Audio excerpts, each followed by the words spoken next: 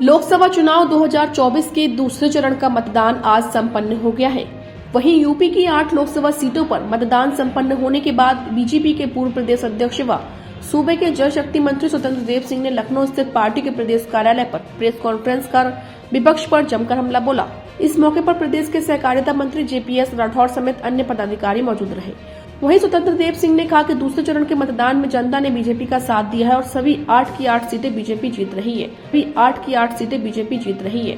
उन्होंने विपक्ष पर निशाना साधते हुए कहा कि हाथ और साइकिल सभी चारों खाने चित हो गए हैं। जनता इनके नियत और नीति को जान गई है और जनता ने इन्हें सिरे से नकार दिया है। उन्होंने आगे कहा कि जनता कांग्रेस सपा बसपा मुक्त करने के लिए तैयार है। इंडिया अलायंस के नेताओं ने सिर्फ जातियों को बांटने का काम किया है, इसलिए जनता इस बार भी बीजेपी के साथ है।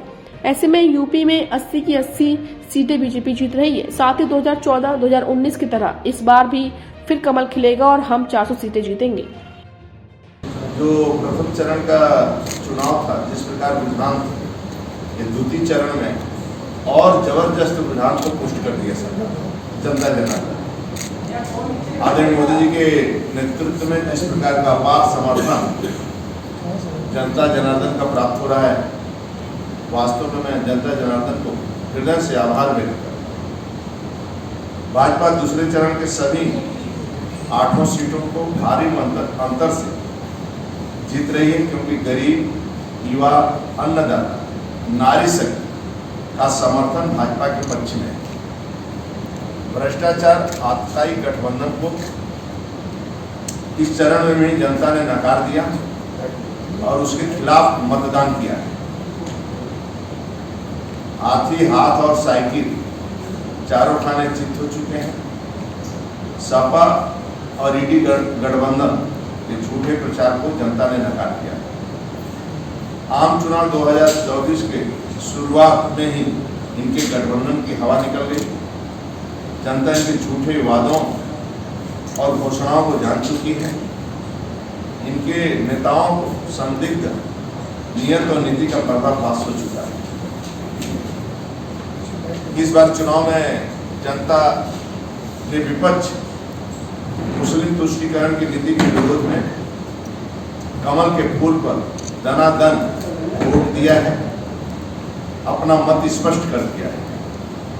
जनता जनार्दन ने समाज को जाति, मत, मजहब के नाम पर बांटने की विपक्ष की कोशिश को नकार के फेल कर दिया है। पहले और दूसरे साफ है कि जनता देश के कांग्रेस मुक्त और प्रदेश को सपा मुक्त और बसपा मुक्त करने के लिए ईवीएम कमलमय कर दिया है। ईडी अलायंस के नेता को समाज को जातियों में बांटकर लोगों को लड़ाने की जहरीली सोच रखते हैं। नहीं, ये यहाँ भी अल्पसंख्यक तुष्टीकरण, यानी आपने स्वयं देखा है जब इनकी सरकार रही है उत्तर प्रदेश में, जब भी सरकार इनकी रही उत्तर प्रदेश में, जनता जनार्दन के हित के बजाय केवल एक वर्ग के हित ये लोग चाहते। इसी कारण गुंडागर्दी, भ्रष्टाचार, तो जनता जनार्दन ने इनको बिल्कुल नकार दिया है। जब इनकी सरकार आती है तो राज्य के अंदर गुंडागर्दी, भ्रष्टाचार कम होता है। इसलिए आदरणीय मोदी जी के नेतृत्व में ही जनता जनार्दन का आशीर्वाद भारतीय जनता पार्टी के साथ, आदरणीय मोदी जी के साथ जिस प्रकार इस समय चुनाव में चल रहा है, इसलिए इनको पहले चरण के चुनाव को भी सफलतापूर्वक संपन्न होने पर चुनाव आयोग, मतदान कर्मियों, सुरक्षा कर्मी के महायज्ञ निर्भंग पूर्वक संपन्न कराने के लिए भी बधाई देता हूँ।